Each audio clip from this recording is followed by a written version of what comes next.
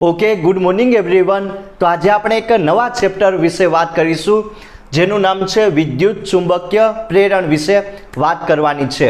બરાબર, electromagnetic induction વિશે આજે વાત કરવાની છે. આ છે ને બહુ સારું એવું ચેપ્ટર છે. જો કઈ રીતનું સારું એવું છે ચેપ્ટર એ સમજી લઈએ. તો આમાં વિદ્યુત, બરાબર, જેમાં તમને ખબર હશે કે જે હોય, બરાબર ને, ચાર્જ ને એ બધું આવી જાય, અને ચુંબકીય જે આપણને ખબર છે મેગ્નેટિઝમમાં આવે, ચુંબક ને હોય, ચુંબકીય ક્ષેત્ર ને, બરાબર, મેગ્નેટિક ફિલ્ડ ને એ બધું છે. તો બંનેને ભેગું કરી દેવાનું છે, વિદ્યુત ચુંબકીય પ્રેરણ. બરાબર, તો શું હશે, જેમ તમારી ડીસી મોટર હોય ને, રમકડામાં જોયેલી હશે, બરાબર, એ આ સિદ્ધાંત ઉપર જ કામ કરે, તમને ખબર હશે. બરાબર, જો શું કરવાનું છે, બેયની આમાં વાત કરવાની છે, ચુંબકની અને વિદ્યુત પ્રવાહ બંનેની. તો શું કરીશું, એક જો ગુછડું લેશું, બરાબર, એક ગુછડું લેશું, એના આટાઓની સંખ્યા n હશે. એમાં હવે શું કરીશું કે હા, બરાબર, ચુંબક હોય ને એમાં પસાર કરીશું. તો હવે એ જે ગુછડું હશે ને, બરાબર, એની સાથે કંઈક ને કંઈક ગેલ્વેનોમીટર ને એ ટાઈપનું આપણે કનેક્ટ કરી દઈએ. તો આમાં ઇન્ટરેસ્ટિંગ વાત શું છે, બરાબર, તો જે ગેલ્વેનોમીટર હશે ને એમાં તમને કંઈક ને કંઈક આવર્તન દેખાડશે. બરાબર, તો એવું શા માટે થયું, એવું થયું તમને ખબર હશે, એ સમજીશું. અત્યારે નહીં કહી, આગળ જઈને પછી સમજીશું કે એવું શા માટે થયું. બરાબર, તો બહુ સારું એવું છે વિદ્યુત ચુંબકીય પ્રેરણ, ઇલેક્ટ્રોમેગ્નેટિક ઇન્ડક્શન છે. અને જો આ સિદ્ધાંતનો યુઝ કરીને બહુ બધી વસ્તુ બનાવેલી છે. તમે જોયેલું હશે કે ઇન્ડક્શન વિશે સાંભળેલું હશે, બરાબર, બરાબર, તો એ આ સિદ્ધાંત ઉપર જ કામ કરે. પછી આપણે આનાથી કંઈક લાઇટ હોય, બરાબર, એને ટ્રાન્સફર કરી શકીએ, એવું બધું છે. આગળ જોયું કઈ રીતનું આવીએ, તો બહુ સારું એવું ચેપ્ટર છે. તો સમજીએ. જો વિદ્યુત ચુંબકીય પ્રેરણ, એમાં પહેલું જ આવે ફેરેડેનો પ્રેરણનો નિયમ. ફેરેડે નામના સાયન્ટિસ્ટે બહુ આના ઉપર વર્ક કરેલું. તો એનો જે ઇન્ડક્શનનો નિયમ છે, કઈ રીતનું જે વિદ્યુત ચુંબકીય પ્રેરણ હોય એ ઉત્પન્ન થાય, એના વિશે ફેરેડેએ વાત કરેલી. તો શું હશે એ પણ સમજીશું કે શું કરવાનું છે. ધ્યાન આપજો, પહેલાં સમજી લઈએ. નામ શું છે, તો કે ભાઈ ફેરેડેનો પ્રેરણનો નિયમ. બહુ સારો એવો લો છે ફેરેડે, શું કહેવાય કે ઇન્ડક્શન લો, એ સમજીએ. તો આમાં કરવાનું શું છે, કોન્સેપ્ટ આનો શું છે ફેરેડેનો નિયમનો, એ સમજીએ. તો જો આમાં બે શું લેવાના છે, ગુછડા લેવાના છે. એક હશે C1 અને બીજું હશે C2. સમજાયું ને? હવે C1 ગુછડું હશે, એમાં તમારે એક ગેલ્વેનોમીટર કનેક્ટ કરી દેવાનું. એવું શા માટે, કેમ કે એ સમજીએ. બરાબર, અને બીજું ગુછડું હશે C2, એની સાથે તમારે એક EMF લગાડી દેવાનું, બેટરી કનેક્ટ કરી દેવાની. એટલે એમાં શું ઉત્પન્ન થાય, તો કે ભાઈ એમાં શું ઉત્પન્ન થાય, તો કે ચુંબકીય ક્ષેત્ર ઉત્પન્ન થાય. જો તમે આ બીજું ગુછડું હશે એની જગ્યાએ ચુંબક પણ લઈ શકો, બરાબર, પણ આપણે અહીંયા બીજું ગુછડું લેશું. તો હવે શું થાય કે એમાં જ્યારે બેટરી કનેક્ટ કરી દઈએ, બરાબર, EMF કનેક્ટ કરી દઈએ, તો હવે ધીરે ધીરે એમાં ચુંબકીય ક્ષેત્ર ઉત્પન્ન થાય. અને ધીરે ધીરે શું કરવાનું છે, આ બીજા નંબરનું ગુછડું હશે એને સાપેક્ષ ગતિ કરાવવાની છે, C1ની સાપેક્ષે. તો હવે ધીરે ધીરે આ લાવીશું, હું તમને ફિગર દોરીને સમજાવી આપીશ.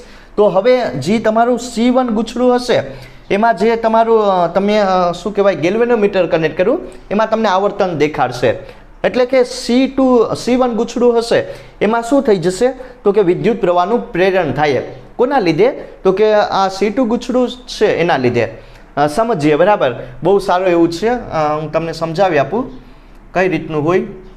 જો આ ટાઈપનું એક ગુછડું લેવાનું છે, આમ તમે કરી શકો. બરાબર, આનું નામ હશે C1 ને આની સાથે એક તમે ગેલ્વેનોમીટર કનેક્ટ કરી દઈએ.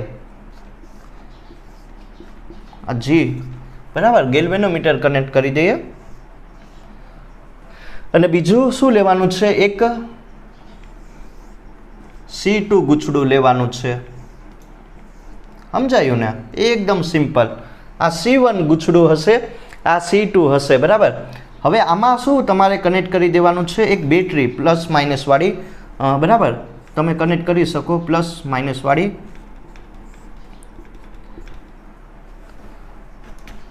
પ્લસ માઇનસ વાળી કનેક્ટ કરી દઈએ. અને બીજી વસ્તુ આમાં શું કરવાનું છે, કાંઈ નહીં, બરાબર. હવે જો થઈ ગયું, આ ટાઈપના બે ગુછડા લીધા C1, બરાબર, પેલું આ બીજા નંબરનો, સમજાયું? પહેલા નંબરના ગુછડા સાથે મેં શું કનેક્ટ કરી દીધું તો કે ભાઈ ગેલ્વેનોમીટર કનેક્શન આપી દીધું, અને બીજા નંબરના ગુછડા સાથે મેં એક EMF, બરાબર, બેટરી કનેક્ટ કરી દીધી. તો હવે શું થઈ જશે કે આમાં કંઈક ને કંઈક ચુંબકીય ક્ષેત્ર ઉત્પન્ન થાય. સમજાયું ને કે ચુંબકીય ક્ષેત્ર આમાં ઉત્પન્ન થાય C2 ગુછડામાં. હવે ધીરે ધીરે શું કરાવવાની છે, અને v વેગથી ગતિ કરાવવાની છે C1ની સાપેક્ષે. સમજાયું? જો ફરીથી સમજી લઈએ, બરાબર. મેં શું કર્યું કે આમાં EMF આની સાથે કનેક્ટ કરી દીધું C2 ગુછડા સાથે, બરાબર. તો આમાં શું ઉત્પન્ન થાય, ચુંબકીય ક્ષેત્ર ઉત્પન્ન થાય કે નહીં, બરાબર. હવે શું કરાવવાનું છે, હવે છે ને C2 ગુછડાને ધીરે ધીરે C1ની સાપેક્ષે ગતિ કરાવવાની છે, આ દિશામાં લાવવાનું છે. હવે ઇન્ટરેસ્ટિંગ વાત એ આવે, બરાબર. તો હવે થાય એવું તો કે C1 ગુછડું હશે ને એમાં શું ઉત્પન્ન થાય, I જેટલો વિદ્યુત પ્રવાહનું ઉત્પન્ન નહીં, પ્રેરણ થાય, બરાબર. I જેટલા વિદ્યુત પ્રવાહનું શું થાય તો કે ભાઈ પ્રેરણ થાય છે. કોના લીધે? C2 ગુછડાના લીધે. સમજાયું? સિમ્પલ આ છે કોન્સેપ્ટ. આ ગેલ્વેનોમીટર હશે ને એ તમને આવર્તન દેખાડશે, આ જે કાંટો હશે ને એ 0થી, બરાબર, આમ થાય કંઈક. તો આ વસ્તુ હતી સમજવાની. આ છે સિમ્પલ કોન્સેપ્ટ. તો C2 ગુછડું હશે એની સાથે એક બેટરી કનેક્ટ કરેલી, બરાબર, પ્લસ માઇનસ વાળી. હવે એમાં કંઈક ને કંઈક આનું વિદ્યુત ચુંબકીય ક્ષેત્ર ઉત્પન્ન થાય B જેટલું. હવે ધીરે ધીરે આને શું કરાવવાનું છે, ગતિ કરાવવાની છે, આ દિશામાં લાવવાની છે. તો C1 ગુછડું હશે એમાં તમારું શું, કોનું પ્રેરણ થાય, કોનું ઇન્ડક્શન થાય તો કે ભાઈ I વિદ્યુત પ્રવાહનું. તો આ તમને શું બતાવશે, આવર્તન બતાવશે. તો આ એક છે સિમ્પલ કોન્સેપ્ટ, પણ બહુ સારો એવો, બરાબર, બહુ સારું એવું છે. હવે સમજીએ કે થયું શું, બરાબર. ફેરેડેનો નિયમ, આ શું હશે તમારું B જેટલું ચુંબકીય ક્ષેત્ર, એના લીધે આમાં શું ઉત્પન્ન થાય, I જેટલા વિદ્યુત પ્રવાહનું પ્રેરણ થાય છે.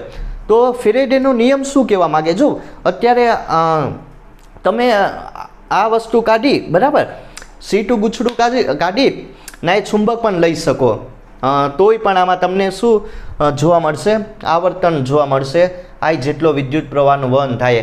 એ પણ તમે સિમ્પલ કોન્સેપ્ટ યુઝ કરી શકો, અથવા તો આને પણ ચુંબક બનાવી શકો. તો સિમ્પલ છે. જો હવે આને તમે આ દિશામાં જો આમ પણ ગતિ કરાવો ને, બંનેને એક સાથે ગતિ, બંને ગુછડા C1 અને C2 ને એક સાથે ગતિ કરાવો ને તોય પણ આમાં શું થાય, આ તમને આવર્તન બતાવશે. તો એ પણ સમજવાનું છે, બરાબર. તો આમાં થયું શું, આમ શા માટે આવું થયું, શા માટે આમાં I જેટલા વિદ્યુત પ્રવાહનું વહન થાય છે એ સમજી લઈએ. તો એ ફેરેડે નામના સાયન્ટિસ્ટે સમજાવી આપ્યું કે શું આમાં જોવા મળે. તો કાંઈ નહીં, જો એનો નિયમ લખીએ, બરાબર. ફેરેડેનો નિયમ શું છે, એકદમ સિમ્પલ. આ નિયમ તમારા લોકોને યાદ રાખવાનો છે. આ નિયમ હશે જેના લીધે, જો આ ઇક્વેશનના લીધે, બરાબર, આ નિયમ છે, આ નિયમના લીધે જો આનો જે સાબિતી છે અહીંથી આપી શકાય કે એના લીધે આમાં વિદ્યુત પ્રવાહનું પ્રેરણ થાય છે. તો આ સમજીએ, આ નિયમ શું કહેવા માગે. જો એપ્સલોન હશે એ તમને શું બતાવશે, પ્રેરિત EMF બતાવશે, બરાબર. આ શું હશે, આ લખી નાખીએ, પ્રેરિત EMF હશે, બરાબર. ઇલેક્ટ્રોમોટિવ ફોર્સ તમે સાંભળેલું હશે, બહુ પહેલાં ભણી ગયા. એ વોલ્ટેજ જ હોય એક ટાઈપનું, એ સાબિત પણ કરી દીધું. આ શું હશે, ચુંબકીય ફ્લક્સ, બરાબર. ચુંબકીય ક્ષેત્ર નહીં, ચુંબકીય ફ્લક્સ હશે 5B, બરાબર, તમને ખબર હશે.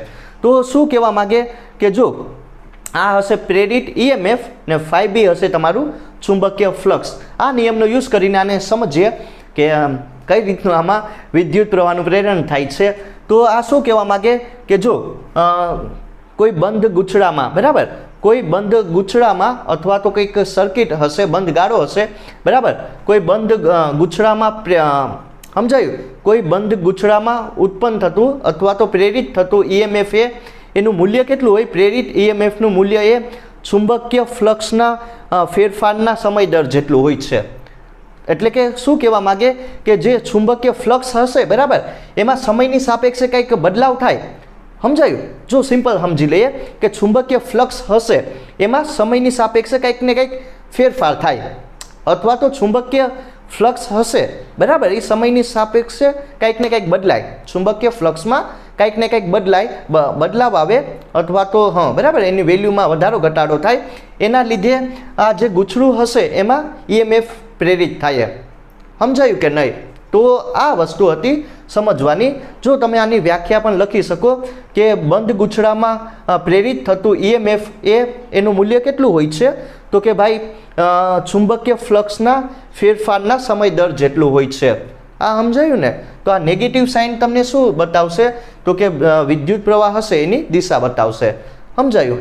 એકદમ સિમ્પલ છે કે ચુંબકીય ફ્લક્સમાં જે ફેરફાર થાય, બરાબર, ચુંબકીય ફ્લક્સનો જે ફેરફારનો સમય દર હશે એના લીધે ગૂંચળામાં EMF બરાબર એપ્સિલોન જેટલું EMF પ્રેરિત થાય છે. તો આ છે સિમ્પલ તમારો ફેરેડેનો નિયમ, એકદમ સિમ્પલ. હવે આ જે હશે ચુંબકીય ફ્લક્સની વેલ્યુ કેટલી હોય, બરાબર, આ ગૂંચળા માટે? તો એક તો ચુંબકીય ક્ષેત્ર અને એના ક્ષેત્રફળ જેટલું, બરાબર. કઈ રીતનું આવશે? BA cos theta. આ થઈ ગયું તમારું ચુંબકીય ફ્લક્સની વેલ્યુ, બરાબર. આ B હશે એ તમારું શું હશે? તો કે ચુંબકીય ક્ષેત્ર. એ હશે એ ગૂંચળાનું ક્ષેત્રફળ કેટલું હોય? πr² એ ટાઈપનું, બરાબર. તો મેં ડોટ પ્રોડક્ટ કાઢી નાખો, એની જગ્યાએ શું લઈ લીધું? તો કે ભાઈ BA cos થીટા. તો આ થઈ ગયું તમારું શું થઈ ગયું? તો કે ભાઈ ફ્લક્સની વેલ્યુ, બરાબર, ચુંબકીય ફ્લક્સની વેલ્યુ થઈ ગઈ. અને જો આ વસ્તુ સમજાય ને કે ચુંબકીય ફ્લક્સ હશે એમાં જે એનો ફેરફારનો જે સમય દર હશે એના લીધે આ ગૂંચળામાં પ્રેરિત EMF ઉત્પન્ન થાય છે, બરાબર. જે શું કહેવાય કે ઇલેક્ટ્રોમોટિવ ફોર્સ હશે, બરાબર, એ ઉત્પન્ન થાય છે. પણ કઈ રીતે ઉત્પન્ન થાય? તો કે ચુંબકીય ફ્લક્સમાં કંઈક ને કંઈક ફેરફાર થાય ત્યારે. હવે જો આમાં ગૂંચળું હશે, બરાબર, આના વિશે વાત કરીએ. એમાં આટાઓની સંખ્યા કેટલી હશે? N આટા, N હશે આટા માટે. ત્યારે ચુંબકીય ફ્લક્સની વેલ્યુ કેટલી, બરાબર, EMFની વેલ્યુ કેટલી આવે એ આપણે ગોતી લઈએ. તો કે સિમ્પલ, બરાબર, જો N આટાના ગૂંચળા માટે કાંઈ નહીં, N વડે ગુણી નાખો, સિમ્પલ, બાય dt જેટલું. સમજાયું ને? N આટાવાળા ગૂંચળા માટે ચુંબકીય બરાબર જે EMFની વેલ્યુ હશે એ કેટલી આવશે? N/dt જેટલી. તો આ વસ્તુ પણ એક સમજવાની હતી. અને જો એક વસ્તુ આ સમજી લઈએ, આમાં જેટલા પણ આટાઓની સંખ્યા હશે ને, બરાબર, એ બધા માટે જો ધ્યાન આપજો, આમાં જેટલા એ આટાઓની સંખ્યા કેટલી હશે? N જેટલી. એ બધા જ આટાઓ માટે જે ચુંબકીય ફ્લક્સનો ફેરફારનો જે દર હશે, બરાબર, ચુંબકીય ફ્લક્સમાં જે વધારો ઘટાડો થાય એ બધા માટે સમાન હશે, બધા જેટલા પણ આટા છે એ બધા માટે. તો આ થઈ ગયું N આટા માટે પ્રેરિત EMFની વેલ્યુ. અને આ થઈ ગયું તમારું ચુંબકીય ફ્લક્સ. અહીંયા તમે આ મૂકી પણ શકો, બરાબર, d/dt ના એ શું આવશે? BA આ મૂકી શકો, BA cos થીટા. અને આનું તમે ડિફરન્શિએશન પણ કરી શકો. તો આ થઈ ગયું સિમ્પલ. કોના વિશે વાત? ફેરેડેનો પ્રેરણનો નિયમ વિશે, કે શા માટે આમાં શું થઈ જશે કે EMF પ્રેરિત થાય? તો કે સિમ્પલ, જો શા માટે જે તમારું ઇલેક્ટ્રોમોટિવ ફોર્સ હશે, બરાબર, એનું ઇન્ડક્શન થાય, એવું શું કારણ છે? તો કે ભાઈ સિમ્પલ, એકદમ સિમ્પલ સમજવું હોય ને તો જે તમારું ચુંબકીય ફ્લક્સ હશે ને એમાં ફેરફાર થાય, એટલે કે એમાં વધારો ઘટાડો થાય, બરાબર, એની જે વેલ્યુ હશે એમાં વધારો ઘટાડો થાય, એના લીધે શું થાય? EMF પ્રેરિત થાય છે. તો આ સિમ્પલ છે ફેરેડેનો નિયમ. તો જે પણ કોન્સેપ્ટ ભણી ગયા એના ઉપરથી 3-4 એક્ઝામ્પલ સોલ્વ કરી લઈએ એટલે કોન્સેપ્ટ તમને વધારે ક્લિયર થાય, બરાબર. તો વાત કરીએ પ્રોબ્લેમ નંબર 1 વિશે. બહુ સારી એવી પ્રોબ્લેમ છે. કઈ રીતનું આનું સોલ્યુશન કરવું ધ્યાન આપજો. જો આ ટાઈપનો કોન્સેપ્ટ છે બધામાં યુઝ થાય બરાબર. ફેરેડેનો નિયમનો યુઝ કરવાનું છે. તો જો શું છે, એક ચુંબક આપેલું બરાબર ને બીજું એક ગૂંચળું આપેલું. એના આટાઓની સંખ્યા કેટલી હશે? n જેટલી. એને ચુંબક આપેલો અને એક ગૂંચળું આપેલું, એની આટાઓની સંખ્યા કેટલી હશે? n જેટલી. બરાબર.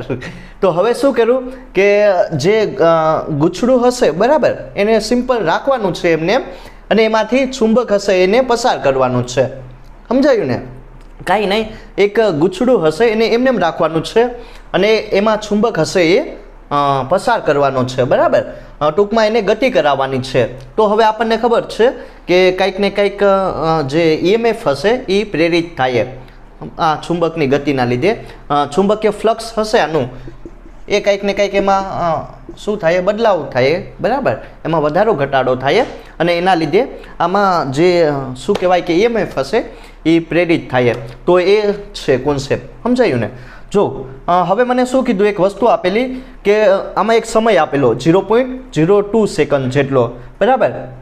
0.02 સેકન્ડમાં જે ચુંબકીય ફ્લક્સ હશે એની વેલ્યુ કેટલી કેટલું આમ શું કહેવાય બદલાઈ જાય, આમ ઘટીએ બરાબર. જો ચુંબકીય ફ્લક્સ કેટલું આપેલું? 31 × 10⁻⁶ વેબર આપેલું, વેબરમાં આપેલું છે.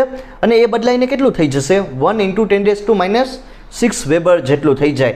એટલે કે એટલા સમયમાં બરાબર 0.02 સેકન્ડમાં હવે એ બદલાઈને કેટલું થઈ ગયું? એટલે ઘટીએ 31 × 10⁻⁶ સેકન્ડ એ હવે 5.1 થી લઈને 5.2 જેટલું થઈ ગયું. 1 × 10⁻⁶ વેબર જેટલું થઈ જાય. આટાઓની સંખ્યા 50 જેટલી આપેલી, 50 જેટલી આપેલી. તો હવે મને શું કીધું કે આમાં EMF કેટલું પ્રેરિત થાય એ મારે ગોતવાનું છે. આ એટલી વેલ્યુ આપેલી અને EMF કેટલું પ્રેરિત થાય એ સિમ્પલ ગોતવાની. તો ફેરેડેનો નિયમનો યુઝ કરો. જો એકદમ સિમ્પલ કોન્સેપ્ટ પણ બહુ સારું એવું બરાબર સમજીએ. માઇનસ શું આવશે? d∅dt કે ચુંબકીય ફ્લક્સ હશે એનો જે ફેરફારનો સમય દર હશે એ આપણને પ્રેરિત EMFની વેલ્યુ આપે. તો એ સમજી લઈએ. n d/dt કેટલું થઈ જશે? 5.2 લઈને બરાબર 5.1 બદલાવ થાય ને. તો હવે કાંઈ નહીં, આટાઓની સંખ્યા કેટલી આપેલી મને? આટાઓની સંખ્યા 50 જેટલી આપેલી. અને બીજું શું આપેલું? અહીંયા બીજું કાંઈ વસ્તુ નહીં કે d5 5.2 - 5.1 એ કેટલું આપેલું? જો ફ્લક્સની વેલ્યુ કેટલી બદલાઈને કેટલી થઈ જાય? તો કે 1 × 10⁻⁶ થી લઈને ક્યાં સુધી? 31 × 10⁻⁶ વેબર. અને સમય કેટલો આપેલો? 0.02 સેકન્ડ જેટલો આપેલો. જો સિમ્પલ છે, આમાં કાંઈ નથી, ખાલી ઇક્વેશનનું યાદ રાખવાનું છે બરાબર. તો આનું સોલ્યુશન કરો. જો અહીંયા માઇનસ માઇનસ આ થઈ જાય પ્લસ ને આ 10⁻⁶ ને કોમન કાઢી લેજો. 1 - 31 30 આવશે. 30 × 50 કરો, કેટલા થઈ જાય? 150 ભાગ્યા 0.02 કરો તો આઈ થિંક તમને કેટલું મળશે? 7.5 × 10⁻⁻ કેટલું 4 કે એવું કંઈક મળશે બરાબર. વોલ્ટમાં મળીએ તો તમે જોઈ લેજો. આ જસ્ટ ખાલી તમને સમજાવવા માટે છે એક્ઝામ્પલ. તો આ રીતનું હોય આનું સોલ્યુશન બરાબર. પ્રોબ્લેમ નંબર 1 વિશે વાત થઈ ગઈ. તો હવે વાત કરીએ પ્રોબ્લેમ નંબર 2 વિશે. આ પણ એકદમ સારી એવી પ્રોબ્લેમ છે.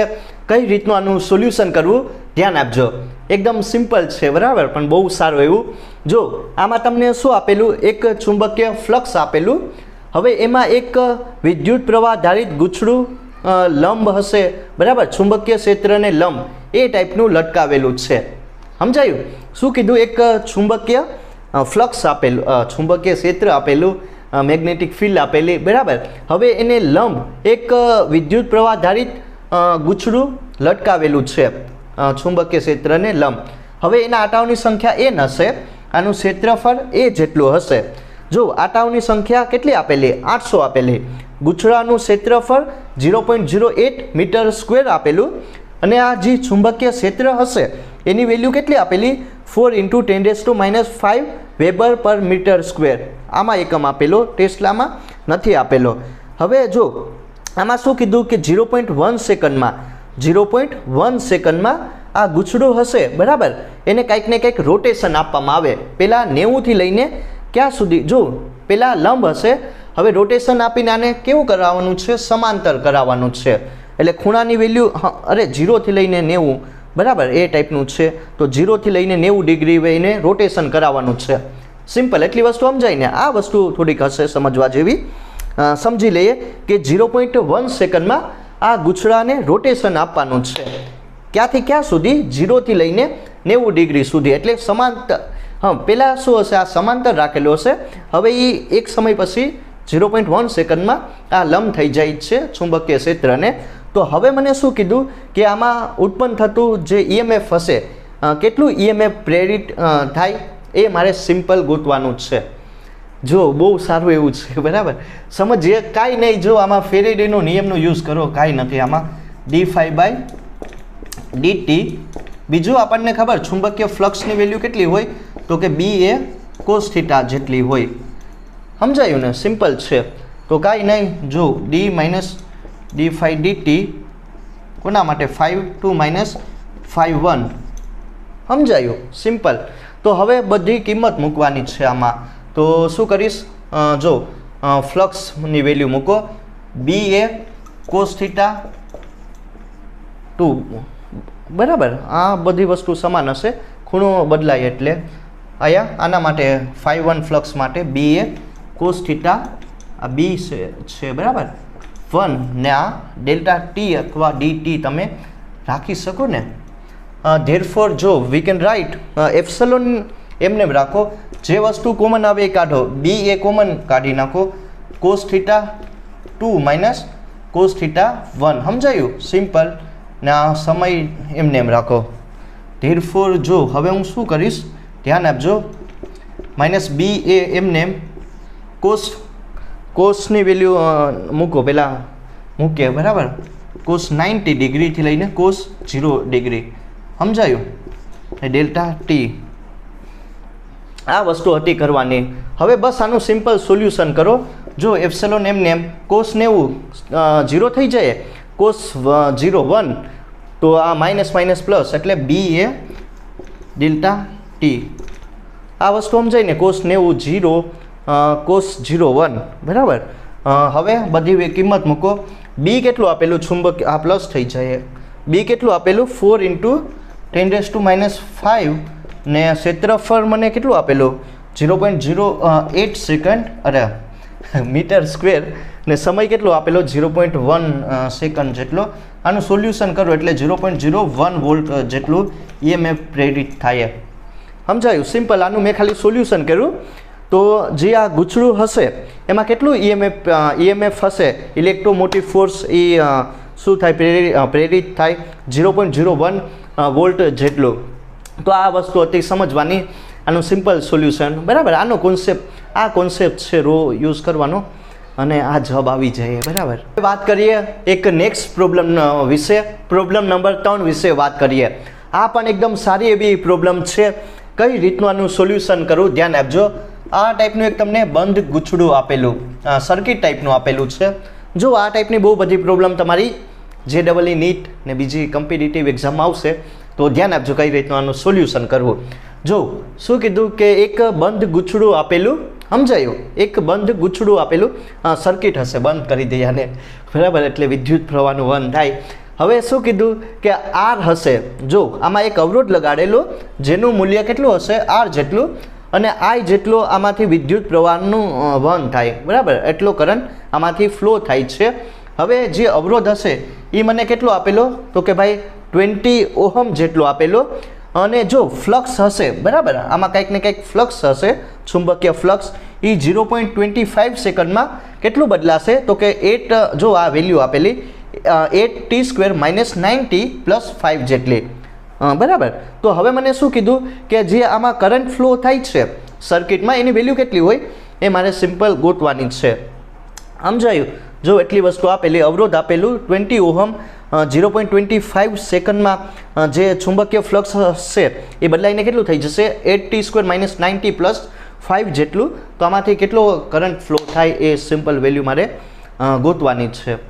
જો બહુ છે, આમ અઘરું નથી, કાંઈ નથી, સમજી લઈએ. તો કઈ રીતનું, પહેલાં જો EMF ગોતો અને એના ઉપરથી જે ઓહમનો નિયમ છે એનો યુઝ કરો અને કરંટ કેટલો ફ્લો થાય ગોતી લો. d∅dt ફેરેડેનો નિયમ. હવે માઇનસ d/dt અને જે ફ્લક્સ હશે એની જગ્યા હવે 80² માઇનસ 90 પ્લસ 5.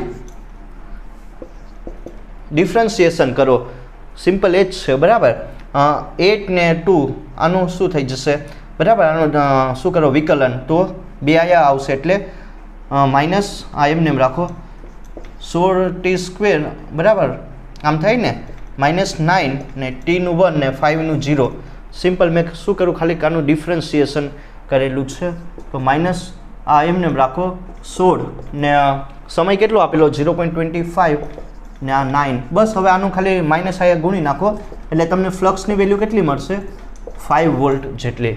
આ ખાલી કોન્સેપ્ટ છે, બરાબર. આ વસ્તુ તમે પણ કરી શકો.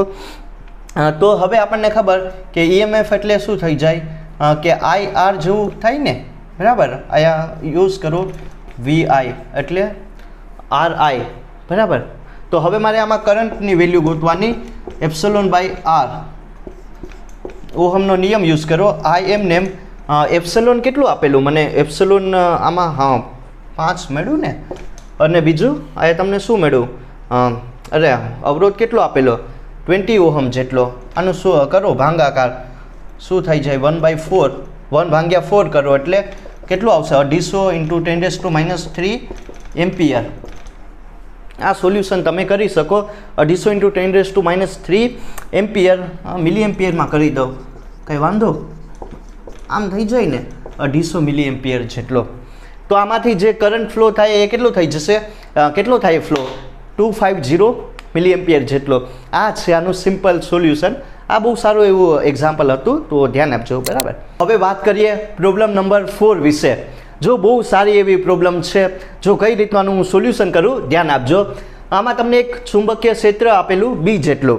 હવે એમાં તમારે એક ગૂંચળું મૂકી દેવાનું છે, સર્કિટ ટાઈપનું, બરાબર, લૂપ ટાઈપનું બંધ ગૂંચળું મૂકવાનું છે.